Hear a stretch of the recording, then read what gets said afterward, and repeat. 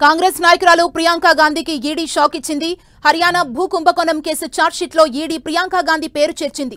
ఫరీదాబాద్లో 5 ఎకరాల భూ కొనుగోలు వ్యవహారంలో ప్రియాంకకు పాత్ర ఉందని ఛార్జ్షీట్లో ఆరోపించింది. ఢిల్లీకి చెందిన real estate agent HL Pahwa నుంచి 2006లో ఈ భూమి కొన్న ప్రియాంక 2010లో తిరిగి అతనికి అదే ల్యాండ్ని విక్రయించారని ఈడీ తెలిపింది. అమీపూర్ గ్రామంలో ఈ భూమి ఉంది. పహ్వా నుంచే ప్రియాంక భర్త రాబర్ట్ వాద్రా అదే గ్రామంలో పహ్వా నుంచే 2005-6 మధ్య 40,000 ఎకరాలు కొని తిరిగి ఆ భూమిని 2010 డిసెంబర్లో అతనికి అమ్మాడని ఈడీ వివరించింది.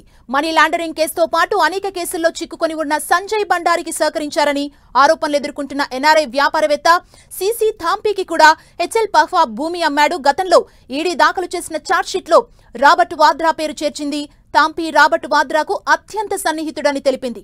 ఈ కేసులో రికార్డులకెక్కని లావాదేవీలు జరిగాయని తాజా ఛార్జ్షీట్లో ఈడీ తెలిపింది. పహ్వాతో జరిగిన లావాదేవీలకు వాద్రా ఎలాంటి చెల్లింపులు చేయలేదని చెప్పింది.